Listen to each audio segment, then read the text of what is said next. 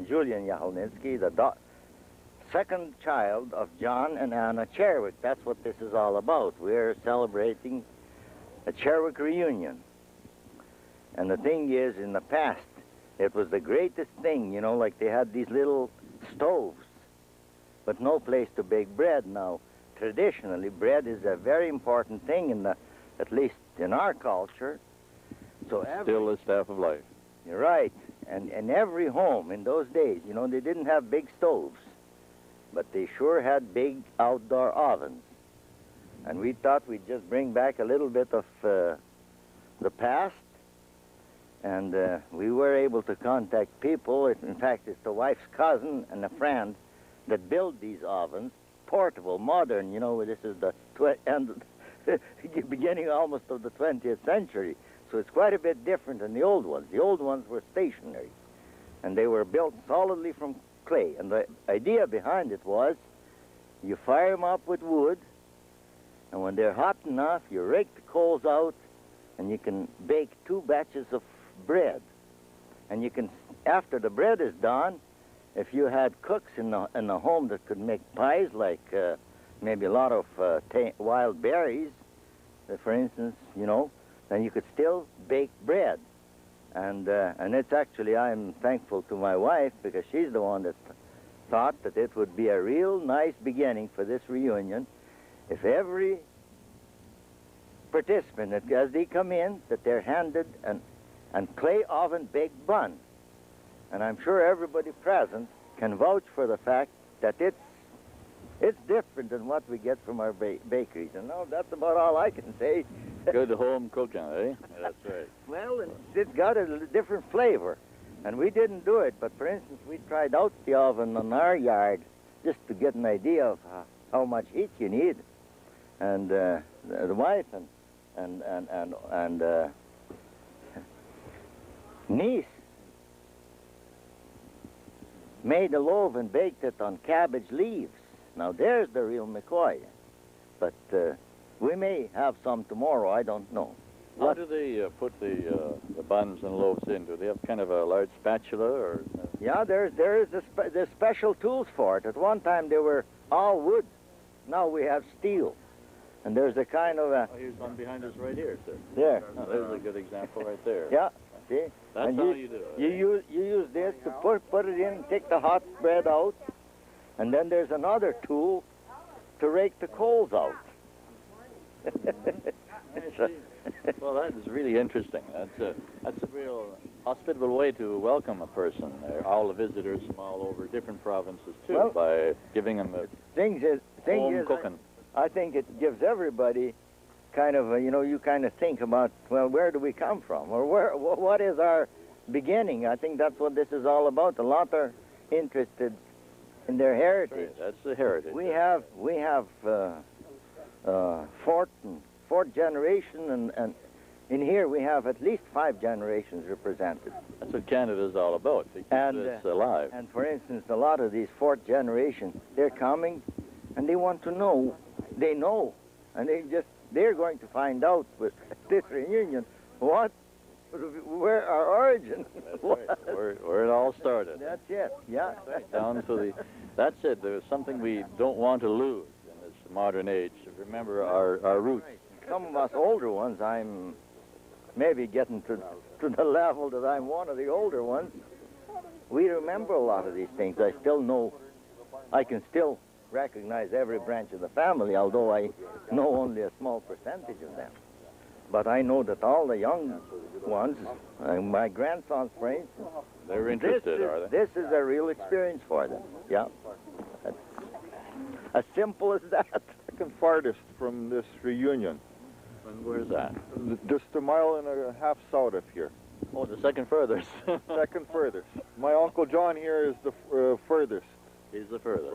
From here. So, and it's real nice to be in this here. province. In this province, right. Well, I'm sure you'll enjoy your time. Oh yes, I think all of us, the people around, have put in quite a bit of work here, and I hope everyone does enjoy this weekend. Just a reunion, just to meet everyone, all the relatives, way back, because usually they don't get together very often. That's right. That's right. Thank you, sir.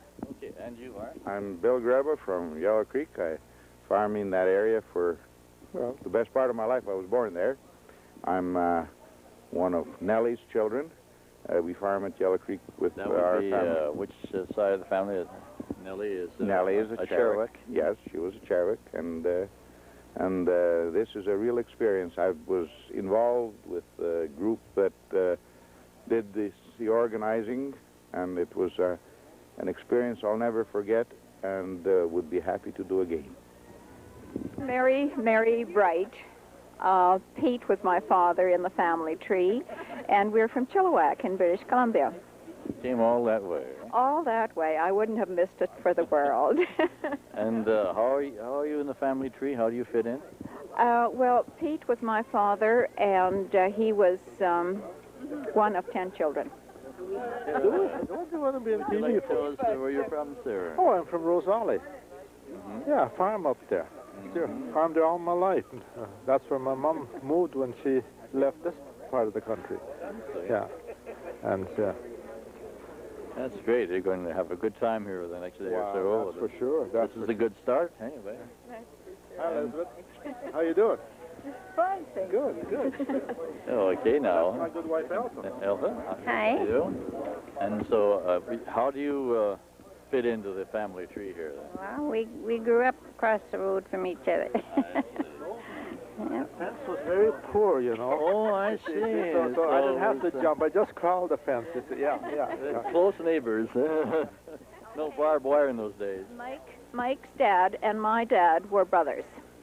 No, mother. Your mother and my dad were brother and sister. That's right. Okay, That's right. Sandy How you and doing? Pete. Good. Okay, and we've got you. This lady, and you are... Elizabeth Hilstead. Elizabeth Hilstead, she's my sister. Oh, I see. Yeah. You're from Chilliwack too, right? Yeah. Keith Bright is my name, and we're... What relation are you to My wife. Cherwick? My wife, Mary, is Pete Cherwick's daughter. Keith, let them Get be. this all in place here. 86. Yeah. This is you're probably our oldest member. Yes, I think so. only. And only surviving one. And only surviving that. I don't know. Didn't anyone tell you? I didn't. We only came last night, Yeah. so we Yeah, have. she died about a month ago. Yeah. And I'm Alice, mother's third born, yes. Well, of course, but And here, you're and Nestor, come and meet Nestor. You and I are both a couple of That's years right. older since we left. Oh, yeah, no, more than a couple of years. Alice, I still hold you responsible for my nursing, right? And And, you'll never forgive me. and I'll never forgive you. And I don't blame you. That's right. Now, do you remember Nestor, the youngest one of the family? Yep. Hello. No, I don't. And that's, of course, not at all. Yeah, he was a little older. Hardly. He was such a Michigan that we always tried to keep him hidden, you know. It's just. And do you remember Zenon, the oldest? Zenon. Little old. Zenon. Come over here. Yeah, he's talking to Donna over there. Not at all. Yeah, not at all. Not at Zenon. Zenon. Oh, Yeah, do you remember Alice? hello, hello. Good to get up from. Listen, you were. Alice, this is my husband Fred. Hello. And our oldest. Alice was a nurse, you see. And I hold her totally responsible for my career in nursing. And I Yeah. don't blame her. We both decided it wasn't worth it. It wasn't worth it. And this is our oldest boy, Michael. And this is the youngest one, David. Hello, And this is their first time in Saskatchewan, seeing prairies, and it's been an experience in Toronto. In Toronto, yeah. Well, some of us, 3/4 of the family is from Toronto. Sonia, lives in Regina, but Zenon and Nestor and I, we're all three in Toronto with Dad and Mom. Yeah. So the matriarch and the patriarch. They're all here. Yeah, we're all here, everybody. I like your button. Oh, thank you. Isn't that beautiful? Have you seen that? Close Taking a up. good shot of that. Here, there's another one. There's another. Yeah, we're all wearing buttons. Look at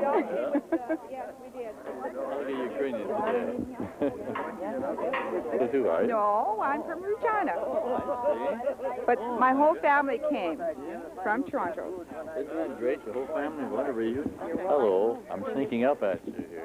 I ran away from you once. And coming at you now.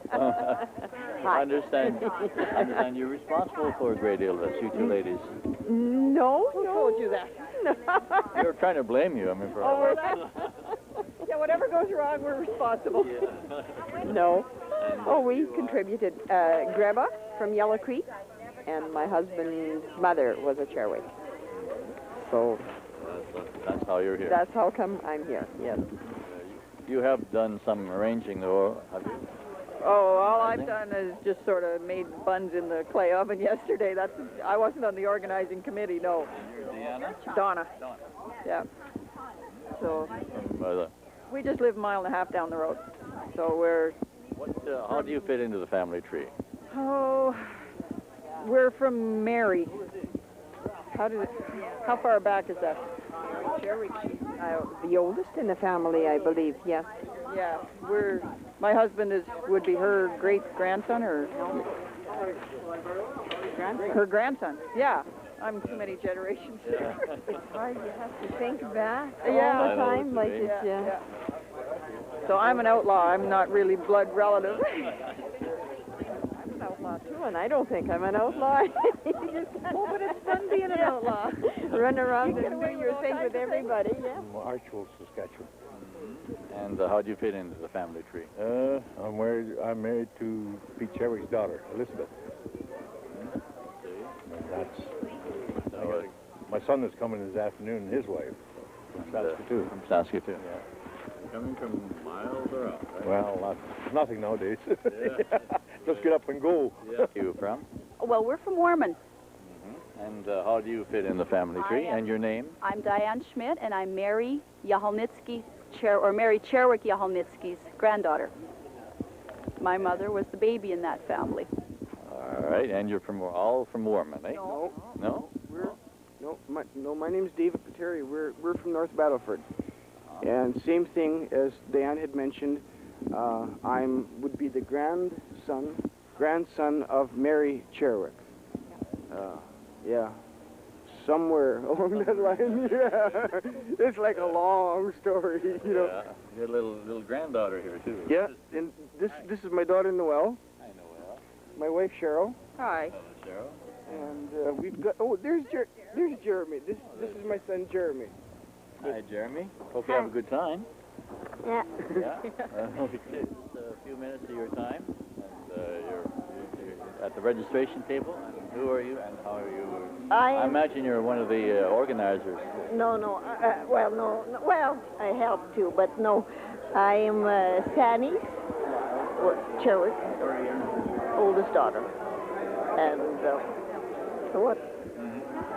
And where are you from? We're from Rose Valley. Yeah. It's a great turnout. Yeah, it sure is, yeah. Registration table, were you? Yeah, well, I hand out the funds and I greet the guests. And how were you connected with the family? Well, I'm Sanny's daughter. I'm the second one. And you're from? Archewell. Archewell. I see. So you had a lot to do with the organization. Well, we all pulled together. Yes, we had lots to do. The family tree, and that was a lot of work, but it was a lot of fun. Yeah. Well, it looks like it's a good start. Good, successful. Beautiful day. It's not raining. We've had a lot of rain lately. Yeah. Guess maybe a lot of prayers answered. And they're coming from so many provinces. Yes, that's true, and even some from the States. Yeah, that we have never met, and that's the exciting part. Yeah. That's the beauty of a reunion. And these were the buns that were baked in that oven? In a clay oven, yes, and it's a Ukrainian custom to hand a bun or bread to your guests and welcome them.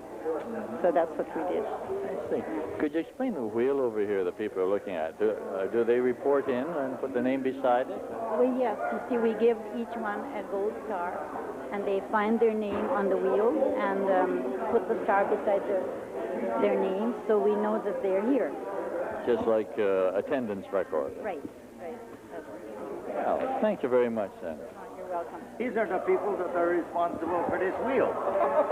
Jack is the architect, I guess the engineer, and I suppose his son Danny put the finishing touches on it. Painting on it, yeah.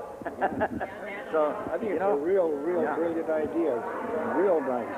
I think we made some mistakes on it. Listen. You know, if you look at it from far away, you can't see Alice, it's only people that don't do anything that don't make mistakes. I learned that a long time ago. There's not a fact down. That's the truth. Alice, you are? I'm And where are you from? I'm from Rose Valley, and I'm Fanny's daughter. What else would you like to know? You helped build the wheel. Yeah, we built the wheel, but I had a lot of help. I had help from my sisters, my son, my husband. We all worked together. Thank you very much. Rose Valley. Yeah. Sure. Oh, yeah. Very good. Thank you. And this gentleman here. How do you do? I'm Danny Call, Jack and Alice's son from Rose Valley as well. Yes. What is your name? My name is Dan Sherwick. Yep. Third son of Eli Sherwick. That's a definite connection, isn't it? Yes. Sherwick. Yes, it is. Very positive connection. Next, Michael Yelnitsky. Father, and Mary was my grandmother. Welcome everybody here this morning, some that just arrived and some that still will be. Just a couple of things that I would like to mention as well. The table that Aunt Pat is standing beside was made by John. It was a handmade table, and it's there with some artifacts displayed by of what you know, some of the memorabilia from the family. Want to say who you are and what relation you are, and just pass it down over. Darren Smethurst. I'm not. I'm a friend of Sean's. Okay. And where you from? Olds. Olds, Alberta? Yeah. Oh, okay. Pass it down. Kevin Leishner, boyfriend of Tracy Jerdy's. Olds, Alberta. Hopefully other things. Okay. And Sean Jerdy from Olds, Alberta. Tracy Jerdy. Old. Great day. Great day. Great day. Tell us who you are, where you're from. I'm Linda Jerdy. Alice Cuss Cowell is my mom. My husband and I and family are from Olds, Alberta. Oh, yeah. And talk to family. yeah, and we came out yesterday, and looking forward to a great time. Meeting a lot of new people that we have never met before. So it should be fun.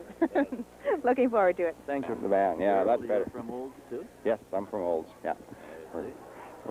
And how do you fit in the chain here? In the chain of action. Yeah. Sure. Alice Cowell is my mother-in-law.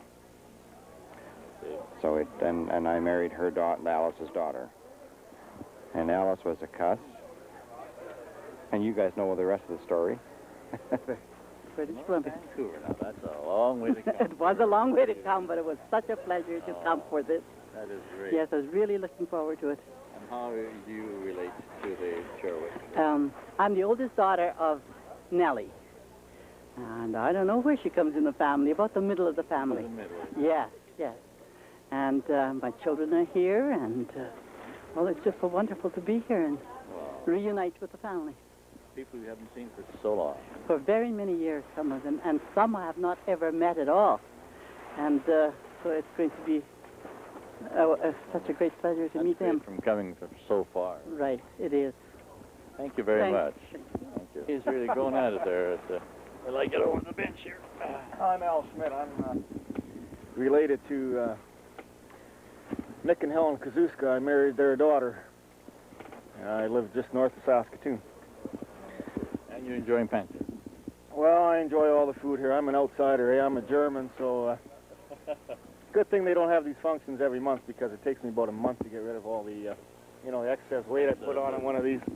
A little bit of jogging after that. That's right, yeah. I see. Have a good time. Thanks. Thank you.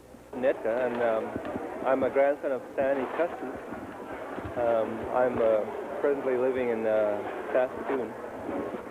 Could you tell us where you're from, sir, and how you're related to the Cherwick? We're from Borden, Saskatchewan, and our mother is, or my mother is Vera Yelnitsky originally, and her mother, Mary, is Mary Cherwick. There you go. So my baba is a Cherwick. And this is my family, Marlene, and son Hi. Patrick, daughter Stephanie, and another son, David. And hi, David. And our name is Derboka. Derboka. Yeah.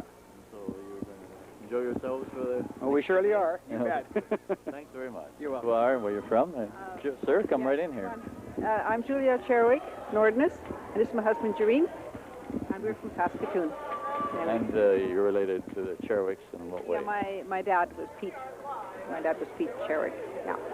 So, thank you very much. Thank you. I don't think so. Hello. Can Are you we tell on us camera? who you are? I'm Nellie Greba's side of the family, and I'm the fourth child. Aretta, yes. And where are you from? From Edmonton right now, and I have three of the 5 kids here. Of my kids, that is. And this is just wonderful. I can't believe it. Yeah. Enjoy yourself. Thank you. And I'm Star. I'm Pat Griffin. And where are you from? From Port Alberni. Right. Wife of Pat. Husband of Pat. How are you related to the Cherwick? Through Mike's mother, Mary, her mother's Nellie. Yeah. Okay. Obviously, have a good time then. Here to enjoy. Thank you. I'm Richard Cowell from Kindersley, my wife Louise. Hi. We both live in Kindersley, and we're connected here through Sanny Cuss. Of course, Sanny was one of the Cherwick girls, and my mom and dad are here. We're here to meet all our long-lost relatives, I guess. Who you are and where you're from and how you're connected to the family of Cherwick. I'm Helen Liven. My mother was Fanny Cherwick. And we're from Prince Albert, Saskatchewan. Okay, I'm Bernie Liven, Helen's husband. Yeah. How many children did Sanny have? She had 7. 7. Right. Because we've talked to a few. Of course, they're all here. Well, some are here, yes. Oh, very good. And thank you very much. Welcome and have a good time. And where are you from? Where are we from? Where are you from? Archwell area, Nora area. I see. And your names are? Ed Hillstad. My wife, Carolyn. How do you do? How do you do? And how are you connected to the Cherwick? My grandfather, Pete Cherwick, is my grandfather, my mother's father, sort of thing. Kind of gets a little complicated, but yeah. I'll be here. Yeah, I'll be here. We actually live in Saskatoon in the winter, You're Saskatoon. and farm out in summer. Thank you for coming. Oh, okay. I Right. haven't got a tag. What am I supposed to say? Who are you and how My are you name's Eva connected? Cherwick. Yeah. How are you and connected with the Cherwick family and where are you from? Okay, I'm from Warner, Alberta, and Peter Cherwick is my great grandfather, and I'm a direct descendant. Peter Cherwick from Jim Cherwick, and then my dad Jim Cherwick. So we're friends from many years ago, and we remember his dad, Fred, quite well. And where are you from? We're from Vancouver, BC. That's worth talking about. Have a good time. Veronique Cherwick, Harvey's wife, and we come from Seattle. From where there? Seattle, Washington. And our daughter with us. And you're from? I'm Delphine Cherwick, Harvey's daughter. I see. Nancy? Yes. How are you connected to the Cherwick? Nellie. Nellie. With father, yeah. And where are you from? From Saskatoon. Very good. Have a good time. Thank you. Where are you from? I'm from Calgary. Good. And how are you connected with the Cherwick clan and what's your name? Your name is? My name is Trudy Peltier, and I am the daughter of Victoria Bilo, who's the daughter of Nellie Greba. Or Nellie Cherwick. One of the, yes. Yeah. Oh, yeah. And what's your name? Robbie wants to be... Hang on to the microphone. Hi, Robbie. We're from Edmonton. And how are you related? Okay, my grandmother is Mary, and we have, 3 children? And just arrived last night and having a nice time. Super. Thanks very much. Mark Yalnitsky. Yalnitsky, so you are related in some form to the Cherwicks, eh? Yeah. How? I don't know. Kind of goes back a few generations, I guess, eh? Where are you from, Mark? From Esteban. Oh, from Esteban. Okay. I'm Stuart Cameron. I'm from Regina, and I'm married to Sonia Patchinook. That's Albert and Pat's second child. And this is Nestor Patchinook. Nestor's the And I'm from Toronto. youngest child. Flew in last night. See. How are you related? I'm Albert's and Pat's youngest son. Very good. Okay. Have a good time. All the way from Toronto. This is wonderful. Yes, we are. I guess so. This seems to be the beginning. So. This is the beginning. Yes. And where are you people from? And, Archerville. Archerville. Yes. My name's Audrey Netka, and my husband Perry and my children are going away. They are.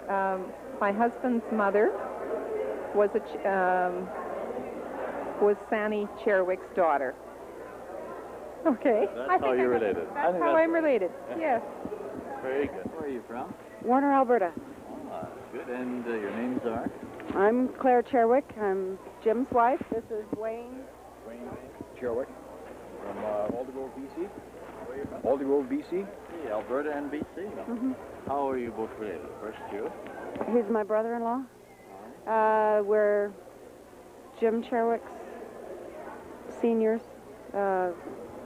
Son, eldest son, yeah, and daughter-in-law. And daughter-in-law. Daughter-in-law, I yeah. see. You got that straightened out. Thank you very much. It's hard trying to get all the relationships Isn't it, eh? straight around here this weekend, but it's Isn't fun. it, eh? It's fun. Fun to see a lot of people. Saskatoon. And Brenda, how are you related to the Cherwick? My grandmother, my baba, was Nellie. Nellie Cherwick. Brenda Poncelet? Poncelet, yeah. I see. That's how you're related. Yes. All right. My mother is Areta. See? Thank you very much. Great gathering. That's fun. I'm Bobby Ponta, my boyfriend, or Jeff Long. Jeff Long. And Nellie was my baba. Nellie Greba. So we're just from Saskatoon. Saskatoon. Yes. Have a good time. Thank you. We're going to go get breakfast. And everyone thoroughly did enjoy the brunch. I'm Morris Bielo from Dormy. And this is my wife. I'm Vicky Bilo. How are you people related to the church? My mother was Nellie Cherwick. Oh, I see. Right. See? So we have a lot of relatives that I haven't seen for a very long time, but it's very exciting. Are you? Oh, this is the movies. Oh, yeah, come here. yeah. I guess you want to know who we are. You got it. Okay, I'm Paulette Pleinenberg, my husband Chris. Hi. And I'm going to try and, what am I going to say here now? Morris. Are you related to the... Okay, Morris Yahelnitsky is my father, and he is, yeah, he's Mary's son. So there we go. I had to stop and think. I was going to say he's Baba's son, and that doesn't really help too much. And we're from Calgary. I'm Peter Cherwick's granddaughter. That's it? That's my husband. Right. And you're from Saskatoon? Yes, we do. We live in Saskatoon. You just arrived? We just arrived this morning. See the kind of welcome you get. Yes, oh, this is wonderful. We're looking forward to having a good time. I think Horace is getting an excuse to hug every woman here. He's related to everybody here.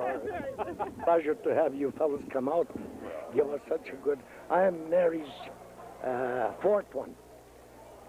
Yeah, like there was Walter. He got killed in the last war. Now there's Catherine, Morrison, and me. There were 8 of us in the family. I figured it was a large family.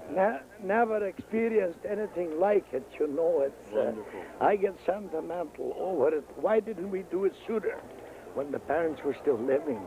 I can just see my parents sitting in the corner someplace, enjoying the children, the grandchildren running around already, you know. That's right. But well, they're here in spirit. Oh, yes, absolutely. They're both buried, you know. That's where we live. The church was the bottom. Hey, this is the homestead of John and Anna Cherwick. And what you see is the old house where great-grandmother Anna Cherwick lived when Albert and Patricia Patchinook were living here on the farm. In the background is the old barn. There was a barn built in the 30s, and it had burnt, and there was a new one built in the background. And just to the left of the small house is a log building that was built by John and Anna Cherwick. Just at, I don't really remember the year, but I believe it was just the turn of the century. And to your right, where there's a bluff of maples, that's where Albert and Patricia Patchenyuk had built a house there. It's removed now. It's located in Kenora. All there is a foundation left. Here we're standing just above the ravine, and this ravine just below us is where my mother, that's Mary's daughter, they used to come and visit their grandmother and grandfather, and they used to go sliding down the hill in winter on an old bobsled. And just this is the backside of where the yard used to be, and we'll just scan the whole area, and whatever is yellow is part of the homestead.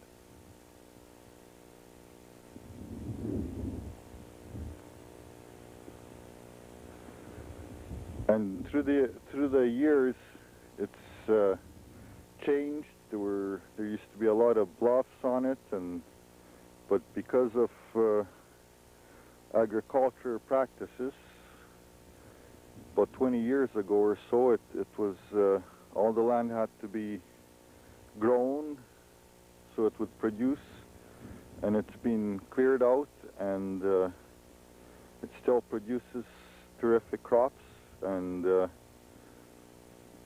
probably thanks to our forefathers, they took care of the land, and still the new generation is trying to preserve the land to the best of its ability. Following that very informative tour of the old homestead site, it was time to get everyone together for a group photo. Count them. I think they all made it into the picture. I don't know how, but they all got there. There's some young people in the front here that I can't see. Okay, everybody around this way here. Right up in here.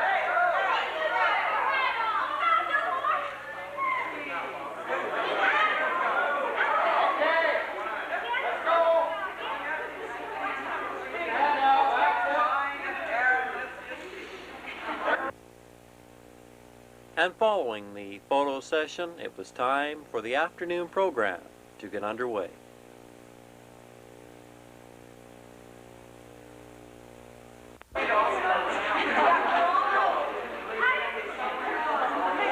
I don't want to put anybody on the spot, and this is in no particular order, but Eli was the eldest son of John and Ann, and he has some relatives here, so I will ask Dan, if Dan is willing, to come up first and give a brief presentation on his family as he knows it.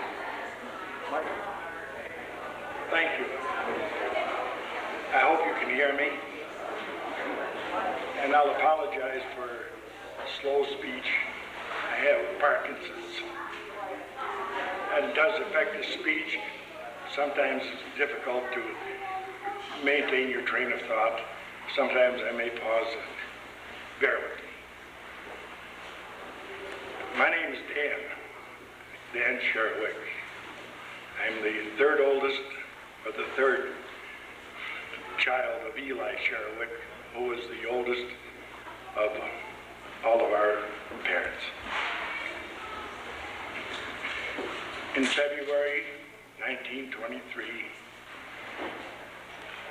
Eli left this territory with a mounted police right on his tail. He was convicted, or sought to be convicted, on a charge of brewing and manufacturing alcohol. Used to make his own booze. And at that time, I think that was a very common practice. But anyway, they were after him, and he left. I remember one little incident prior to his leaving. He was preparing a little tinder box to smoke cigarettes, to light cigarettes with. The tinder box, as I remember, it was a little tin can, a little flat tin can with a lid on it. He had charred cloth inside of it. He had a flintstone, and he had a button on a string which worked as a little spinner to strike the flint, make the spark, make the fire for the cigarette. He went to Detroit. Detroit, Michigan, of course. It was a boom town then. There was a lot of job opportunities.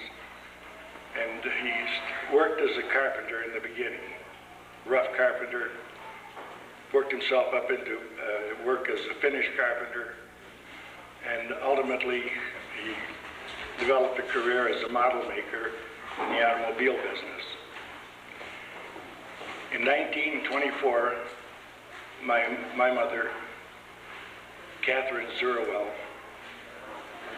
and 6 of us children left this territory, and we trained to Windsor, Ontario, where my dad met us and escorted us across the border to a new life in the United States.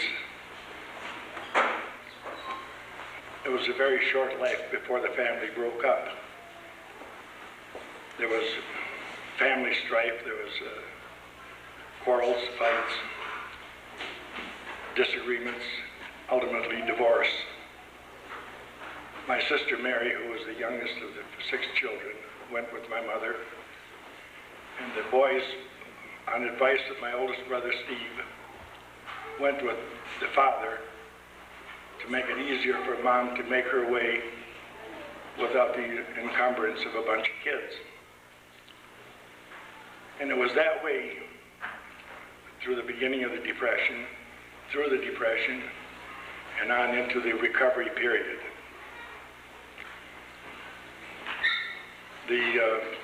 My dad, of course, continued working at his trade, and he ultimately turned his attention to and did make violins. So he finished up prior to his death as a violin maker. Stephen, my oldest brother, was killed in an automobile accident in 1939. And unfortunately, the same year, when my dad came here to visit, I think there was a large wedding taking place, and Uncle Fred contrived to convince my dad to come back here with him to attend this wedding. In his absence, my baby sister, then 17, ran off and got married. And of course, it was a poor choice that was made on her part, and marriage didn't last. But she did have one child, a boy named Stephen, who is still alive, and he lives in North Carolina. Stephen married a young lady in Alabama. They had one child, daughter Stella. Stella ultimately married 2, and she had 2 sons. So the contribution by Steve to this vast gathering is very minimal. The next oldest, Harry, he was Dennis called him a free spirit. Hey, where are you, Dennis? Oh, there he is. Dennis referred to him as a free spirit. Actually, he was a skit rascal. I won't go into details on it, but one exciting incident took place when he and a couple of his cohorts used to have a little racket going down in Detroit. They'd pick up these slot machines that the gamblers used, the one-armed bandits. At that time, of course, it was illegal, so only the underworld characters were involved in the business of trading and placing these slot machines. And what they do is go into blind pegs, because bars were not legal at that time. and they had coerced the owner of the Blind Pig to place these slot machines under threat of closure. They'd blow them up. The guys that Harry tangled up with, there's 3 of them, would take these slot machines out, and the bar owner would be very happy because he didn't want it there. They'd take these slot machines out, break them open, take the money, then take the slot machines down to Toledo and sell them to a rival gang. It was a good racket until somebody got mad and started shooting. One of the fellas got hit with shotgun pellets, seriously wounded in the elbow. The other 2 fellas took him to a receiving hospital and dropped him off. Ultimately, it was reported to the police, and a trace back didn't take long before they had Harry back in jail. And the end result was that because of his other escapades with the law, he was deported to Canada as an undesirable alien. But you know whence you all come now. So, if you all think there were no horse thieves in the family, wait.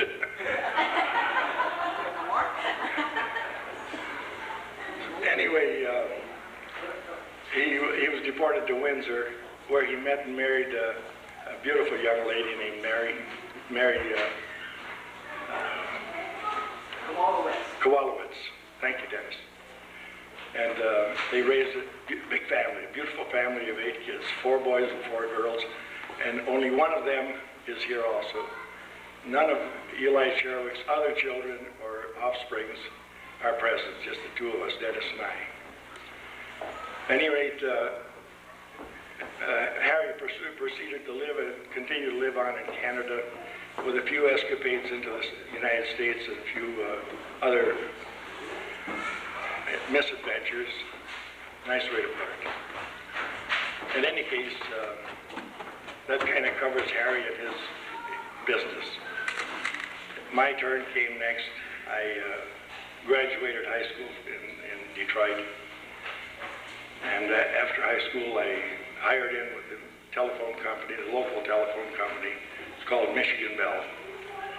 And I worked with them for 42 years before I retired. I retired in 1979. My brother Andy also worked for Michigan Bell. He and I hired about 6 months apart.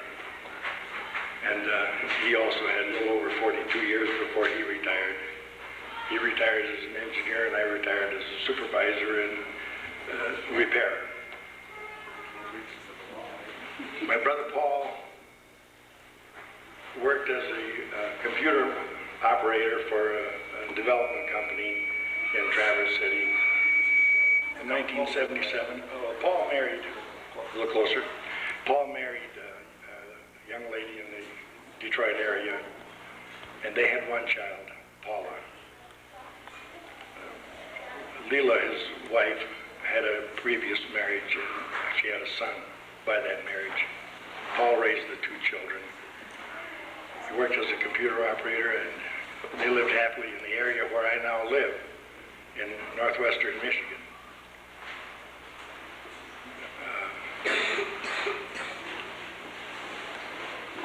Paul had heart trouble. He had angina. Johnny was telling me that he too had a little episode with this, but he lucked out better than Paul.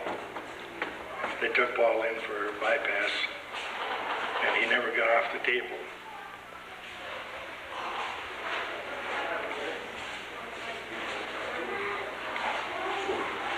Mary, after her unsuccessful marriage, married again and raised her son to adulthood. Then she parted with her second husband, and in 1968 she contracted cancer and died. I have 8 children of my own, 5 girls and 3 boys, 21 grandchildren. So there are a lot of cousins, second cousins, that are not present. And I understand that many of you have the same circumstance. I'm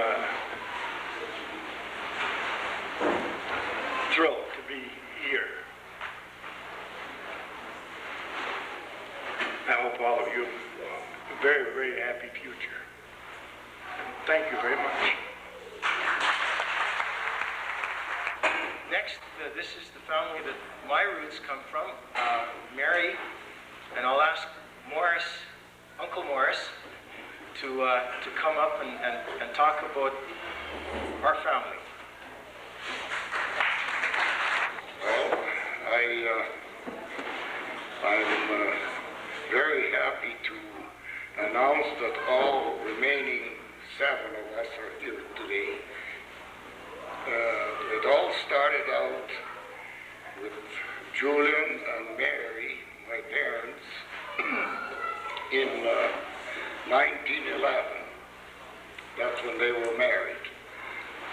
And the following year, my brother Walter, the oldest one, was born.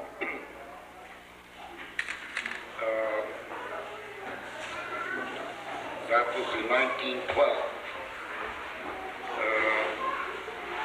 He was probably the only one that up till that time, when the war broke out in 1939, well, he had grade 12, so after trying to work in Fort William in a munitions factory, he joined the Air Force because that was the way it was, you know, like you joined up or else. And he did it partly to save me because I was more interested in farming than he was, so that way I got saved from war service, and he took my place, sort of.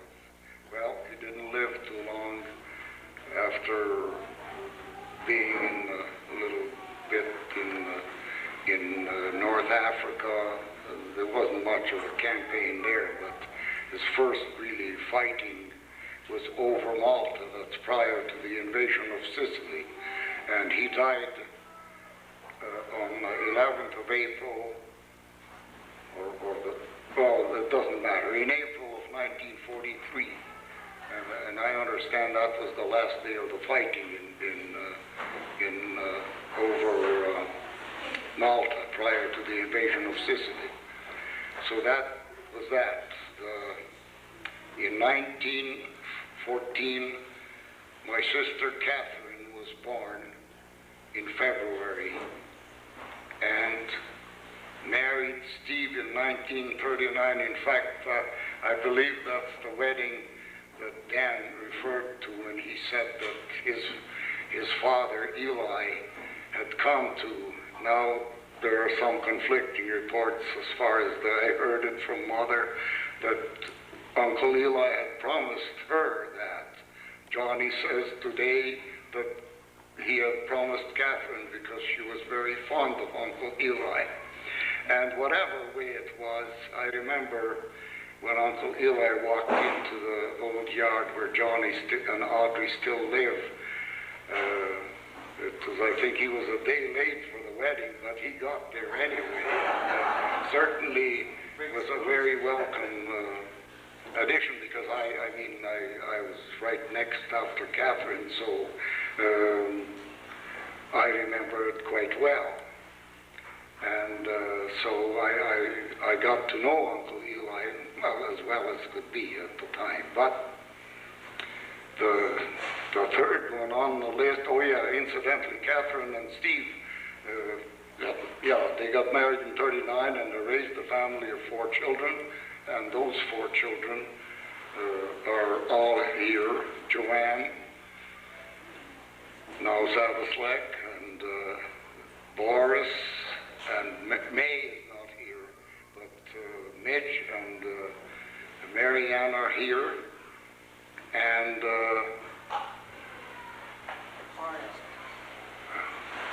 I forgot the 4th one, but in any case, that's... Yeah, oh yeah, Boris. For Christ's sake, he's even a a member of an organization that we don't mention about in public. But the fact is that I had forgotten him, and Donna, his wife, is also a very good friend. Maybe she doesn't think so, but I do. And they're all here today, so my come next in line. I was born in November of 1916.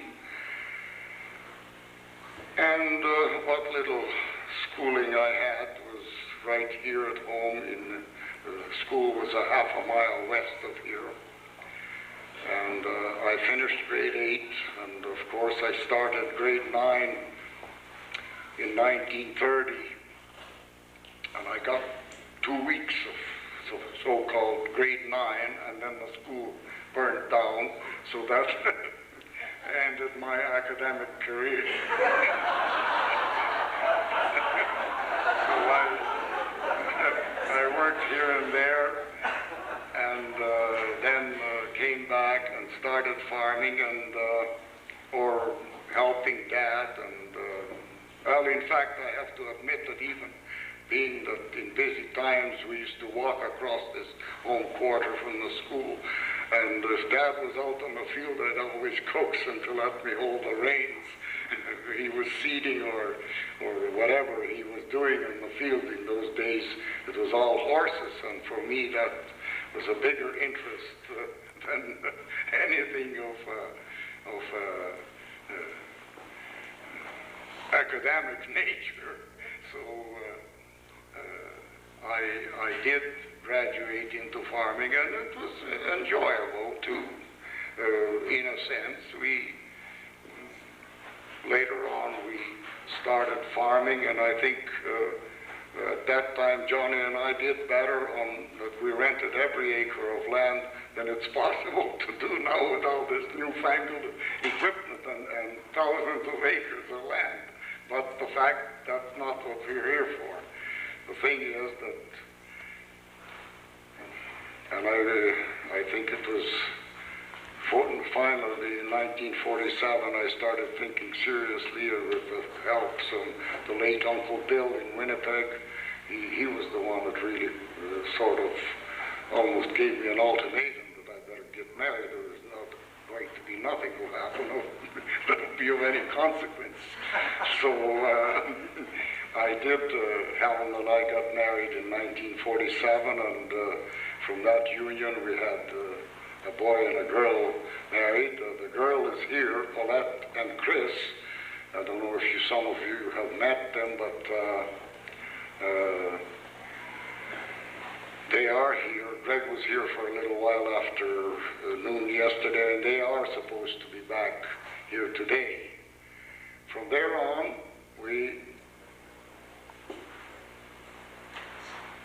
well, maybe I should say that too. The wife and I separated 20 years ago. She wanted me to move to Calgary with her, and I tried it one winter, and I couldn't stay beyond about 3 or 4 months, so I came back alone. But I can say that we're fairly decent friends anyway, although she lives 600 miles away. But maybe it's a good thing because we can't quarrel that way. And by phone it would be too darned expensive, so we just don't quarrel. Well, next in line was Orest. He's 2 years younger than I, which makes it December of 1918 that he was born, but he was always sort of quicker on the draw. Well, everything went a lot faster in his life. He was very fond of girls at a very young age until he found Sylvia, and he got about as far. No, he did. He got to grade 10, I think. How, I don't know. In 1942, and now mark this in your minds, people, we're in 1992. So Orest and Sylvia are counting time till Halloween night this year, and that's when their 50th anniversary is going to take place. So let's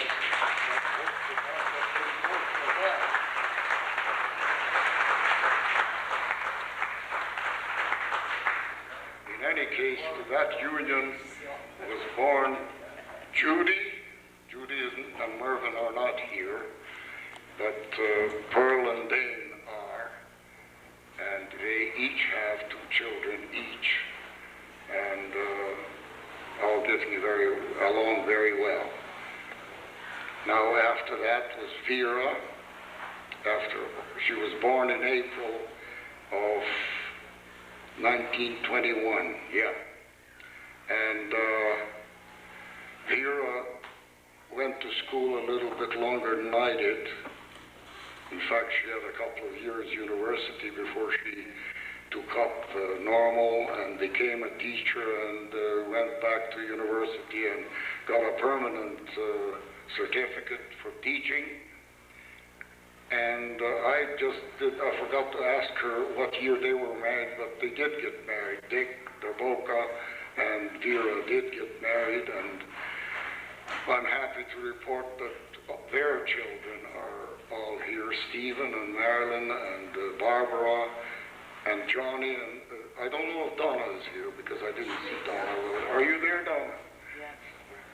In any case, I saw Johnny here, and Peter I even had a chat with. So they're all doing as well as can be expected. Well, after that comes Johnny, and he was born in July of 1923. And so Johnny went a little further, and well, he went to grade 11, but a lot of it was correspondence, and perhaps he was a little more of a studious type than I, and so he was a much better businessman too, because he did much better than I did, but that's beside the point. They also raised 3 children, or I should have said that they got married in 1950, because that's the year my daughter was born. Paulette, wherever you are, I let a cat out of a bag, they'll know now. So, Michael, that's the master of ceremonies, is the oldest son from that union. He and Carol have 2 boys, and next in line is Marilyn, and Ivan is in South A Lesotho. He's teaching there. Incidentally, Johnny and Audrey and Marilyn just spent a couple of months there last winter, and a very enjoyable time they had too. I don't know if it was from that or what, but when Johnny came back, he had a bit of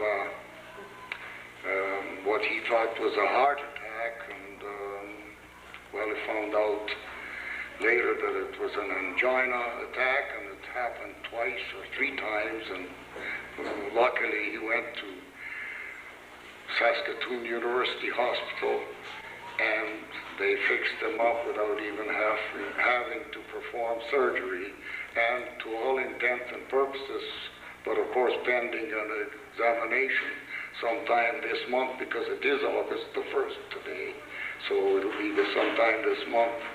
He'll have his medical checkup, but he looks and feels much better, so we hope to God that it stays that way.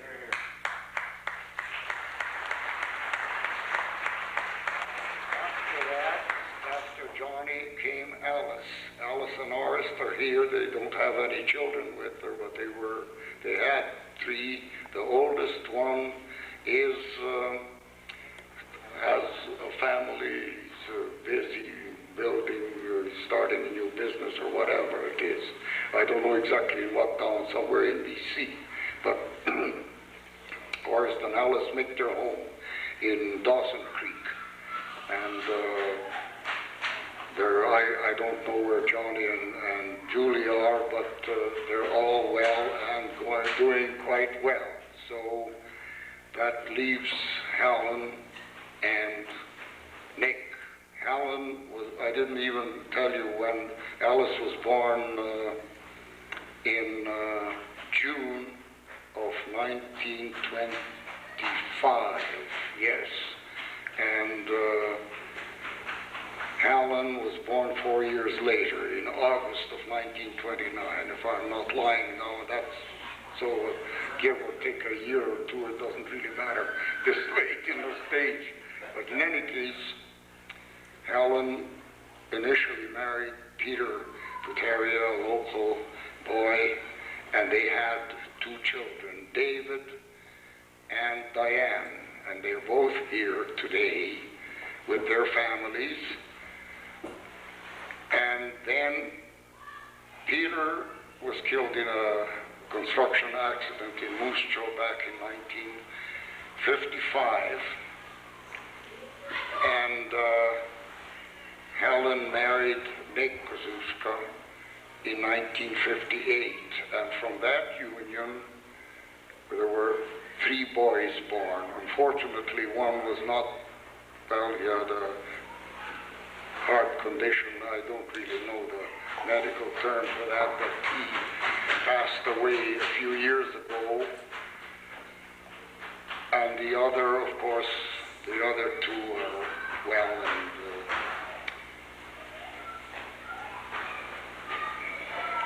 quite, and that about brings me to the end of I may have omitted something. If I did, then I ask the family's forgiveness, but that's as well as I can remember. That's it. Thank you. Very good, Uncle Morris. I want to tell one little story about grandmother that she used to tell me when I was a kid. And she used to go to school, I think, to Cedric, am I correct? Or Manifelt.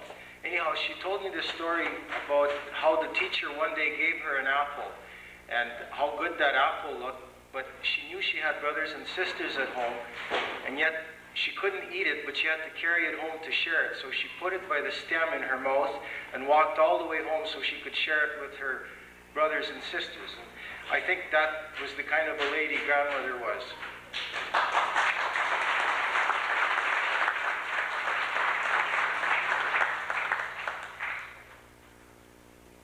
Sani and Mary Filachuk. Sani Cherwick. Sani's oldest daughter, Mary Filachuk, and I think I'm the oldest of the grandchildren of Anne and Cherwick. And I can't remember, so I'm going to read it. I'm not going to see it. They say when you're second, you try harder. I guess when you are third, you really try a lot harder. Sani Cherwick was third child of John and Anna Cherwick. And as you have probably already seen on our family wheel, she ended up with the largest number of descendants. Sani was born in 1895, then 97 years ago in Bogdanets, a small village in the western part of Ukraine. She came, can you hear me?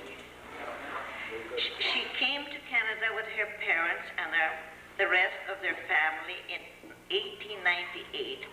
When Sani was 3 years old, the family settled in the Mazapa area. A few years later, a young railroad worker from Melville, Philip Cuss, came into the picture. We're not completely sure about how this happened, but it likely involved the custom of the time, which was a short or non-existing courtship, followed by a wedding and getting to know each other after the wedding. The wedding occurred in October of 1912, and the process of getting to know each other started rather quickly, because Mary, that's me, was born in August of 1913. In 1917, Sani and Philip moved from Melville to the Barrier Lake District, which which was just over 20 miles from the closest towns of Clare or Quell Lake. The move was followed by the birth of 2 more children, Pauline and Michael.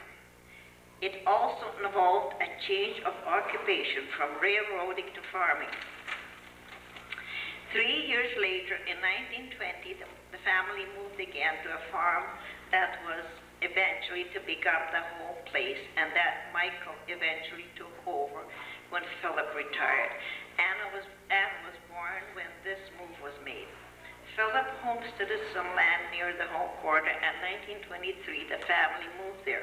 We were told that the move was necessary to get closer to the school at St. Fran, but I think that may have been some other factors involved. At any rate, 3 more children, Alice, Helen, and Marcella, were born following this move. This was home for nearly 20 years until a new house was built where Michael now lives. Sandy and Philip lived on the farm until 1953 when Philip retired from farming. They then located at Rose Valley where they lived until Philip passed away in 1965 at the age of 75. Sandy lived to the age of 88. She passed away in 1983. Sandy and Philip were pioneers and developed the agricultural way of life in Saskatchewan. They were a part of the transition from oxen-powered to tractor-powered farming. They were a part of the mechanization of farming, including thrashing machines, combines, and hay balers.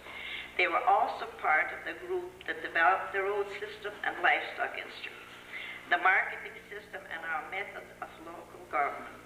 They came here before the time of hospitals and schools, so midwives were used. Their oldest child had to leave home for the first year of school. That means I started school in Mazapa. They came to our area of Saskatchewan 75 years ago this spring. They and their descendants have been very much a part of the process that has been made in all parts of our life. Sandy and Philip raised 7 children, 6 daughters and 1 son. These 7, Mary, Pauline, Michael, Anna, Alice, Helen, and Marcella, had fewer moves than their parents did in coming from Central Europe to Western Canada. All 7 stayed in Saskatchewan. In fact, 5 still live within 1/2 hour of each other, and the other 2 are approximately 1 or 2 hours away. All 7 of the children married and raised a family. Mary, that's me, married Harry Polachuk, and they have 4 children.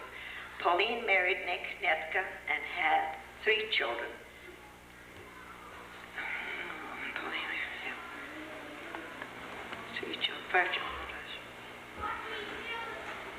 5 daughters, 5 children. All daughters were the product of the union of Michael and Elta Jeanette. Anne married John Substitution and raised 3 children. Alice married Jack Cowell, and they have a family of 6. Helen married Bernie Liban and raised 3 children. Jerry Urian became the husband of the youngest Marcella, and they raised 3 children. That is a total of 27 grandchildren for Sandy and Philip. Many of the grandchildren have married, and there are 68 children who can claim Sandy and Philip as great-grandparents, and 17 who would consider them great-grandparents. Sandy and Philip's grandchildren and great-grandchildren have moved to a number of different occupations and locations throughout Canada. There are some who have carried on with the original occupation of farming and can claim to be the 5th generation of Saskatchewan farmers, with John and Ann being the 1st generation. There are nurses, truckers, engineers, computer technicians, secretaries, laborers, photographers, artists, lab technicians, teachers, carpenters, electricians, real estate salesmen, and other occupations representing in the list of descendants and their families. We are proud to be part of a family that have been so much a part of the history of this province and one which continues to be contributors in so many ways. We have Sandy Cherwick and Philip Cuss to thank for getting us started and for providing us with values and endurance to continue. In the same way, we are pleased to be a part of this reunion to better get to know relatives that we seldom see. Thank you for your attention and best wishes for a good reunion.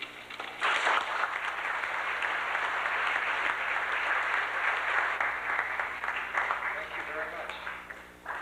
We now have entertainment item, great-grandchildren of Sandy. Jennifer and Sarah Netka will perform a little song, I think. The Bible says, I have an angel who goes everywhere with me. My angel has been with me since I was born, guarding me faithfully. When I am walking with mommy, I have no needs to fear. And when I'm riding with Dad in the car, my angel is ever near. My Bible says I have an angel who goes everywhere with me. My angel has been with me since I was born, guarding me faithfully. When I am next to my kitty, my angel is so glad. He whispers to me about sharing my toys and cheering a friend who's sad. My Bible says I have an angel who goes everywhere with me. My angel has been with me since I was born, guarding me faithfully. Right now I can see this angel who always goes with me. That when I'm in heaven, I'll give him a hug and thank him for watching me. My Bible says I have an angel who goes everywhere with me. My angel has been with me since I was born, guarding me faithfully.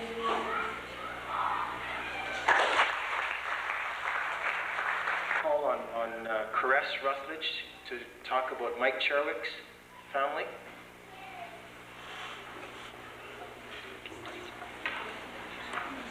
Thank you very much. First, for all the people that are involved in getting this reunion organized, thank you very much. The older we get, the more most of us realize how important our roots are, and just thank you so much.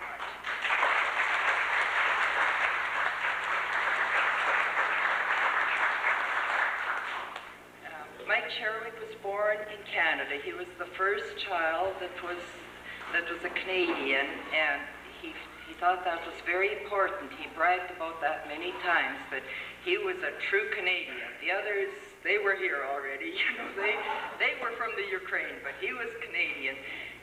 He was born in 1899, and the date really never mattered till it came time to get his old age pension.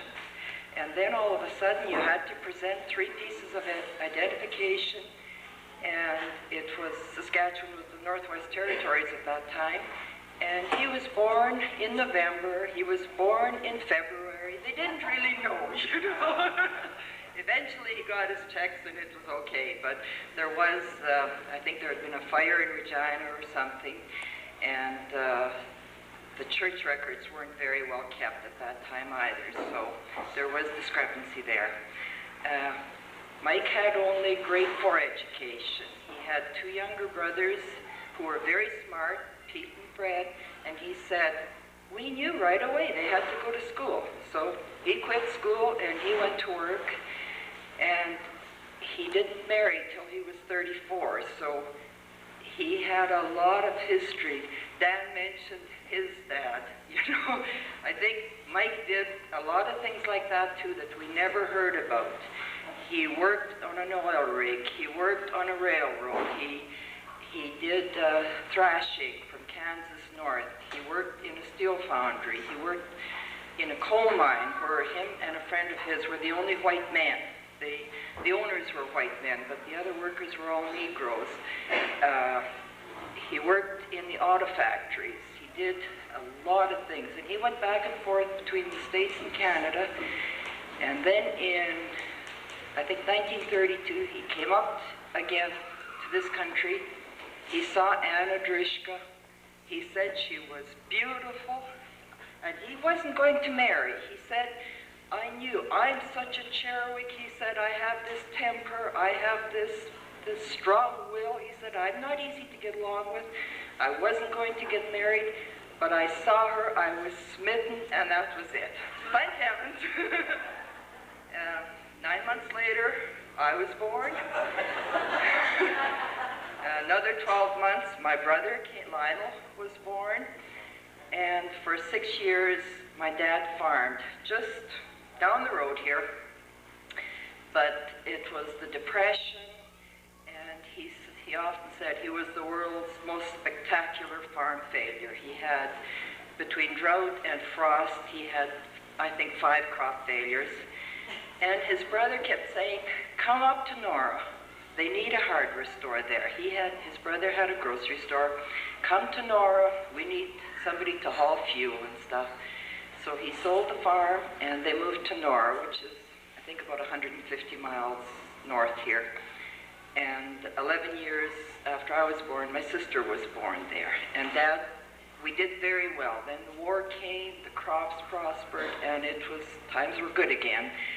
And they lived there. He had the hardware store. He delivered fuel, and he hauled grain. He hauled, well, during the war, he had unlimited gas, like gas was rationed, so he did all the fuel hauling and all the grain hauling for the farmers around there.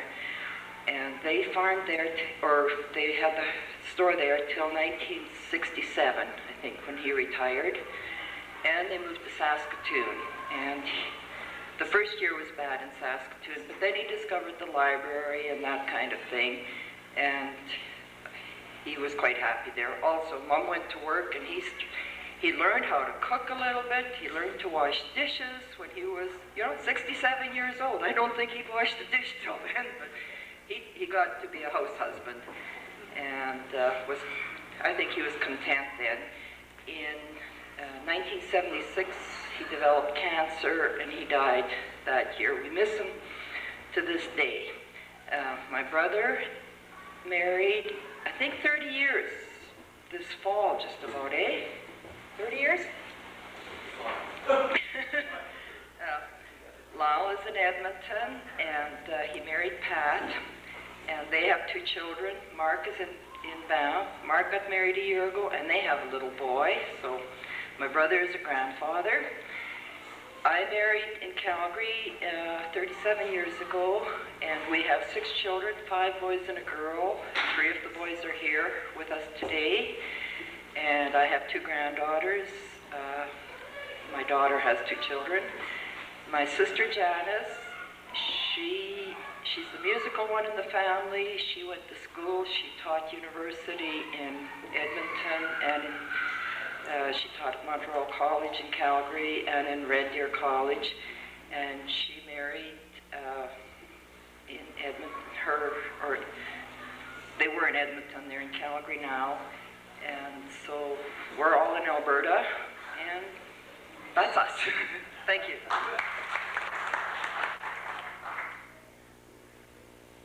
Next, we'll go to Peter Cherwick's family, and we'll call on Keith Bright to talk about Peter's family. Thanks very much, Mike. I'm going to try to be brief, so I'll stick to my notes, but before doing that, I was just going to say that Caress cleared up one thing for me. Pete Cherwick was never sure whether he was born in the Ukraine and came to Canada in his mother's arms or whether he was born here. So she tells me now that Mike was born here, so Pete must have been born in the Ukraine. I think officially on his birth certificate, it seems to me that it shows that he was born in Canada, but he was never sure, so we're glad to find that out. I'm going to stick to my notes because these benches can get hard, and I'll try and be brief. I just wanted to say that it's great to be here, be part of this family. It doesn't matter whether we're part of it by being married into it or by blood, but it's a great family. There may have been a few rascals, as we've heard, but they were colorful people, and the ones I've met are just terrific, so I'm very happy to be here and be part of it. As I say, I'm going to stick to my notes here. Some of the senior members of Pete Cherwick's family have asked me to say a few words about Pete. I am his son-in-law. The fact is there are other members of the family that could speak for Pete just as well or better than me, but maybe they thought I was better at shoveling it than they are, so I got the job. I don't know whether it's a compliment or not. Pete left us for the great world beyond just last year in October. He was 93 or 94 years old. We were just talking about that earlier. I think it was 94. He had been very ill for many years before he died. In fact, he did not remember anything of us for a good many years. And that was hard for his family to bear. However, he had excellent care and was kept as comfortable as possible during those last hard years. Most of you here know that he was married as a young man to Anna Snatansky. Although they were both very fine people, they had sort of a rocky marriage. However, they produced 5 sound children. Even though Pete and Anna had only the barest minimum in those early times to sustain life, these children grew up strong and healthy. These children were from the oldest to the youngest, Jim, who is not here but is surviving, and Elizabeth, who is here, and Edward, her son, and then Julia, who has children and grandchildren here. Then my wife, Mary, who's here, and unfortunately our children couldn't be here. We have 4 of them. Zenon had, I think, 6 children and 5 survived. I believe I'm correct there. Zenon passed away. In turn, they produced 20 grandchildren, 19 of which are alive and very busy producing plenty of great-grandchildren for Pete and Zenon. Zenon, Pete's youngest, died as a young man, as I had mentioned. I don't want to dwell on the sad part of Pete's life. Overall, he really did have a remarkably good life and a successful one. It was a life filled with very hard work, which was exactly the way he loved it. In many ways, his life was a remarkable story. Many of you senior people here knew him when he lived here in this area trying to farm during the Depression. Times were unbelievably bad. Pete and Anna were struggling to raise 5 children during what was so well known as the dirty 30s. I cannot say much about that because, of course, I didn't know him then. He often said that he considered his situation hopeless on the farm in those days. He knew he had to get out, but where to? Consider for a moment his desperate situation. He had hardly any education, very little capital, could barely read or write. His English was extremely limited. There were absolutely no jobs of any kind, although he worked as a carpenter when, which was very seldom. What on earth was a man to do to care for his family and give his kids some kind of a chance? Those of you who were old enough to remember Pete knew that he was a man of great courage. Nothing seemed to get him down. He would tackle virtually anything, and if necessary, he'd tackle anybody. He managed to find and to buy a general store in the town of Nora, which Caress mentioned. His chances of success seemed very slim. Nora was a close-knit Scandinavian community. Remember, it was right in the heart of the Great Depression, 1935 or 36. He and his family dived into the work as only the Cherwicks are able to do. He did succeed there. People soon sensed his drive and his great generosity, and they started to respect his natural business ability. He took a risk in ordering supplies that he knew very little about. He took a chance and granted credit to farmers in great need of it. He was a pretty good judge of character, I think. He built a cordwood business, buying cordwood and shipping it. This made work for people in great need of some sort of income. Not only was he successful in supporting his family, he made a great many lifelong friends. While in Nora last year, at the school reunion for Mary and her sisters, the old-timers there mentioned Pete, and they spoke very well of him. Fortunately for me, in the 40s, he decided to move to BC. His son, Zenon, who was just very early teens at that time, came with him. And before long, his daughter, Mary, my wife, moved out to join him. Mary and I met, and it wasn't long before we were married and raising a family of our own. In BC, Pete started out working as a carpenter. Soon he invested in a grocery store and meat market. It was a tough business. He built it up through hard work. He delivered the groceries. He did things other people didn't do. And he built a good business. But he wanted something different and with more challenge and opportunity. He sold the store and invested in a garage in North Vancouver. Although he had no prior experience, he soon converted it to a machine shop. From there, he went on to inventing pneumatic conveyors, blower systems. At that time, as time went on, he developed what became a fairly well-known company called Western Industries Limited. He provided work for a number of employees.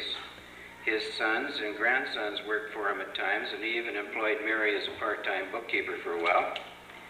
Unfortunately, he was drawn into a long and very drawn-out and very costly lawsuit over the ownership of his inventions. This was a family affair. There was a big dispute and so on. This not only taxed his capital, but it was a huge emotional drain on Pete. In the meantime, he married Eva Whittaker, who was the widowed mother of his son Jim's wife, Betty. Eva was a light-hearted and witty person. They enjoyed some overseas trips. They were to England and Russia and the Ukraine and so on, and so had some very happy years until her death. Latterly, they lived on a small hobby farm in Surrey, BC. Pete developed the dreaded Alzheimer's disease, and his last years were hard for his family to bear. However, he did not suffer, and he received the best of care until he finally passed away last year. In closing, I know Pete would not be happy if I ended these remarks without a touch of humor. He loved that and to laugh and so on. The following little true story will demonstrate for you the thoughtfulness, honesty, and generous spirit that which he kept well hidden under a very gruff exterior sometimes. In the mid-1940s, when Mary and I decided to get married, it was still very much the custom for the boy to approach the girl's father, and ask for his consent to the marriage. Not being particularly brave, I talked this over with Mary in order to get some idea of what Pete's reaction might be to the request. He was a pretty formidable guy to approach, I thought, in my younger years. She told me that no one could predict for sure how her father might react about anything, and I later learned that that's very true. You can never predict him. I would just have to pop the question to him and hope for the best. She said that he was not a violent man, and with a little luck, things just might work out okay, but I was plenty scared. One evening, I was visiting there. In fact, I visited there every evening at that time. After a lot of nervous worry and sweating blood, I told Pete that Mary and I were very much in love, and that if he would approve, we planned to get married. Now, you know, this was kind of a shock, because I think he envisioned her marrying a nice young Ukrainian fellow and not somebody that wasn't Ukrainian. That, for me, that statement was followed by a long and very, very uncomfortable pause. For me, it was sort of like waiting for a bomb to explode. What he finally said was a great surprise and something I will never forget. He said, and I'll quote, this is what he said. He said, "Mary has never had her appendix out."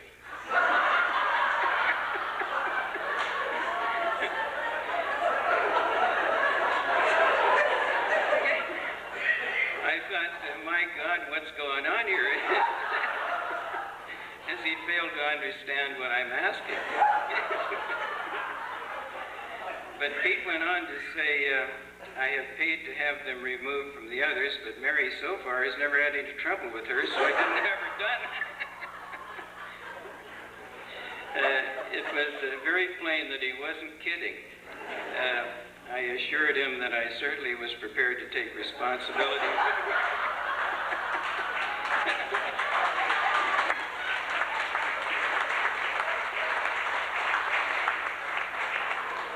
Anyway, we shook hands, and the wedding was a go. But I think this story, it demonstrates, you know, you can't cover. Pete had a magnificent life. There's just no way you can describe this man adequately. I know some of you here knew him as well or better than I did, but I come to really know him well. And even though I used to get peeved at him once in a while, we were very good friends and very close. I had the greatest respect for him. And I think this little story demonstrates his generosity, his honesty and sincerity. He wanted to do the right thing by his family, and he sure did with us, and I thank you very much.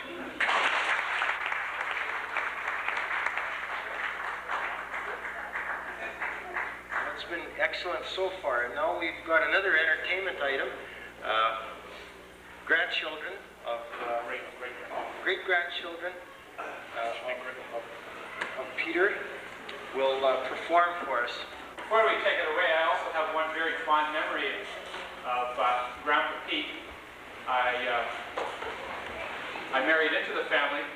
My recollection was that, again, I was told he was not a very formidable in the sense that he was very physical, and so that when we met, Evelyn and I, that's my wife, was an ordinance, and his mother was a Cherwick, went to see Peter at Surrey. We were, how do we say, confronted with Peter at the front door holding a shotgun. Peter had buckshot in there, and we weren't quite certain what the buckshot was used for until he pointed it into the apple trees and started shooting at the crows. We too have very, very fond memories of Peter Cherwick. Joanne and Thomas, my two children, played traditional Ukrainian instruments. This is called the cymbalic, and Thomas will be playing that. And this is the bandura. Both are national instruments of Ukraine. Joanne and Thomas are great-grandchildren of Pete Cherwick and grandchildren of Julia and Doreen Nordness. So what we'd like to do is to play a few selections for you.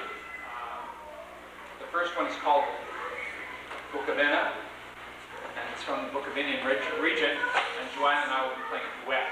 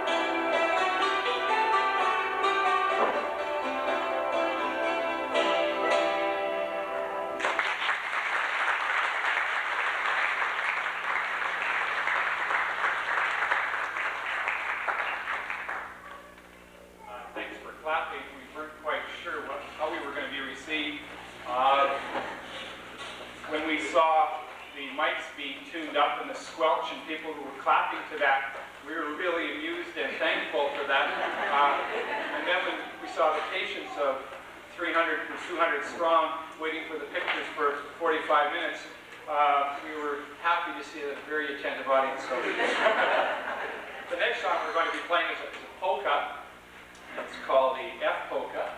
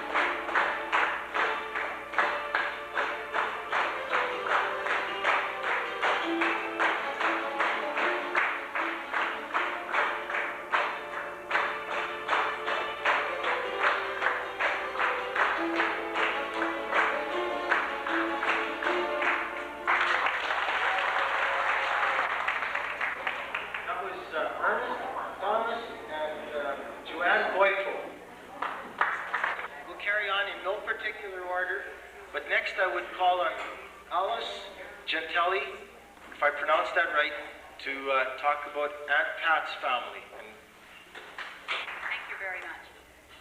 First of all, I just want to tell you what a tremendous honor it is to be here and to be associated with this incredible family. And to honor my father and my mother, who, mother now is the last descendant of Anna and John Cherwick. We were very saddened to hear about Alexandra's death. Now, as I was listening to all the other presenters, I thought, you know, everybody sort of knew what to say, and they had obviously no difficulty deciding for a spokesman for the family. Well, in our family, it was very, very different. We were very excited about arriving.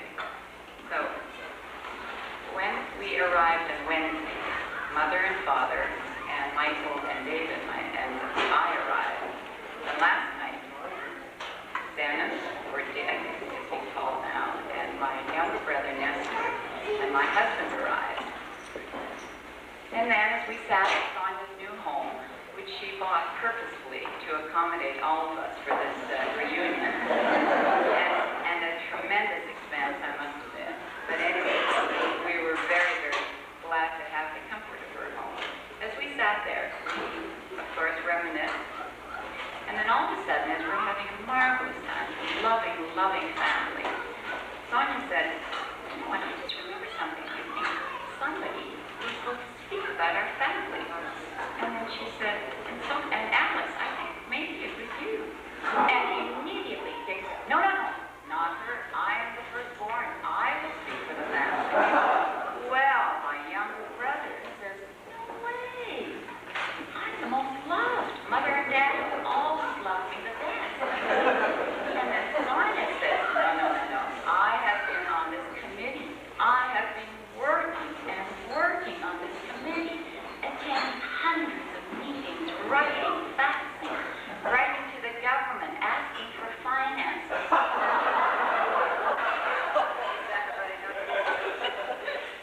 So I said, "Now listen, guys, you know, that's fine. I know you all think that you're all so important to my parents, but I am the one that is the nearest and the dearest to them because I phone Mother every day of my life to say, 'Hi, Mother, how are you?' And she'll say, 'Fine,' and, you know, we'll have our little chit-chat." Anyways, then Dick says, "No, no, it's still me because I was the first one that worked. I was the one that worked the hardest on the farm." And I said, "Dick, you gotta be joking. You left and you went off to university and you left all the rest of us there carrying the load." And he says, "No, no, I used to come back on weekends, remember?" Well, we couldn't remember any of that at all. And then, of course, Sonia kept insisting, "Listen, I was the first one to give my parents a grandchild." Well, that's when Dick really jumped in and said, "Listen, I was the first one to give them a boy child." Well, that didn't sit well with me at all, let me tell you. And then, of course, Ness is still insisting that he is the most loved. And, of course, that angle didn't work, so he said, "I'm the best looking." Well, I tell you, when we heard that, that really, really distressed us.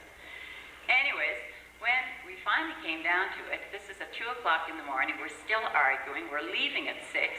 Stuart said we have to be out of the house by 6 o'clock.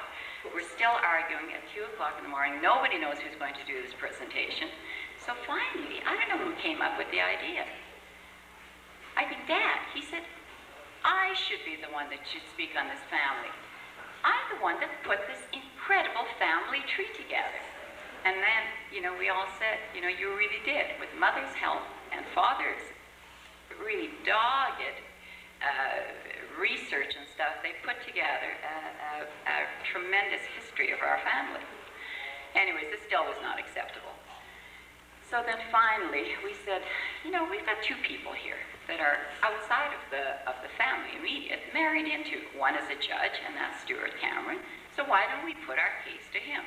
Well, Stuart very, very wisely said, "Are you kidding? You think I want to get embroiled in the middle of a family argument?" So then my husband, who's a physician, said, "Well, listen, we can use some real logical, rational, well, you know how you say logical and rational to women? Oh, God, Sonia and I just had a fit. So then it all came down to flipping a coin. So we flipped. I got the honor, and I was very, very pleased to do it.